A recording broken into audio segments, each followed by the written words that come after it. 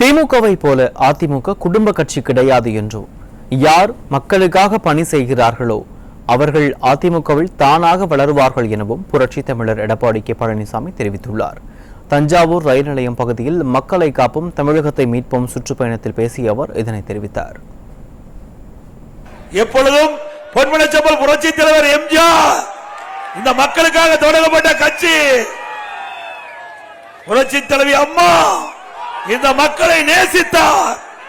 அந்த மக்களோட மக்களாக இன்றைக்கும் வாழ்ந்து கொண்டிருக்கின்ற ஒரே இரண்டு தலைவர்கள் புரட்சி தலைவர் எம்ஜிஆர், புரட்சி தலைவி அம்மா. இருவரும் தலைவர்கள் மறைந்தாலும் இன்னும் மக்கள் மனதிலே வாழ்ந்து கொண்டிருக்கின்ற தெய்வமாக வாழ்ந்து கொண்டிருக்கின்ற தலைவர்கள் உருவாக்கிய கட்சி அண்ணா திமுக கட்சி. ஸ்டாலின் அவர்களே, நீங்க எத்தனையோ அவதாரம் எடுத்து பார்த்தீங்க. அண்ணா திமுக உடைக்க முடக்க எவ்வளவு அவதாரம். அத்தனை அவதாரத்தையும் இங்கே இருக்கின்ற பொதுமக்கள், கழக நிர்வாகிகள், தொண்டரோடு தூள் தூளாக நொறுக்கப்பட்டது. நான் ஒரு விவசாயி, இன்றைக்கும் நான் விவசாயம் செய்துட்டு இருக்கிறேன். உங்களை போல் ஒரு விவசாயி இருக்கின்றேன். ஆக ஒரு விவசாயி இந்த நாட்டை ஆளக்கூடாதா? முதலமைச்சர் வரக்கூடாதா? குடும்ப சொத்தா? திமுக குடும்ப சொத்து முதலமைச்சர் சொத்தா? அவர்கள்தான் திமுக கட்சிக்கும் பொறுப்பில் இருப்பாங்க. அவர்கள்தான் இந்த நாட்டிற்கு முதலமைச்சர் வருவாங்க.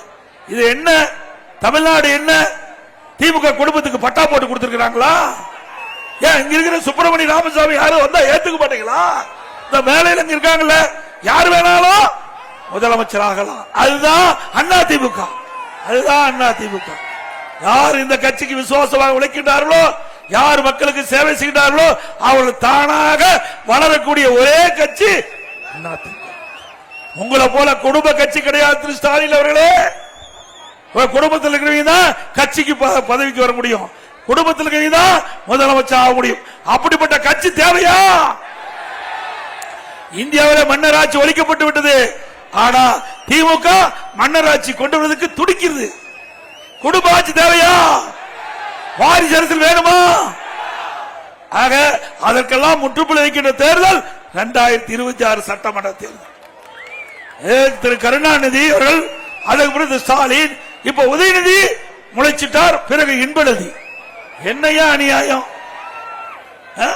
நாட்டு மக்களுக்கு வேற ஆளே கிடைக்கலையா? ஆக சிந்தித்து பார்க்க வேண்டும்.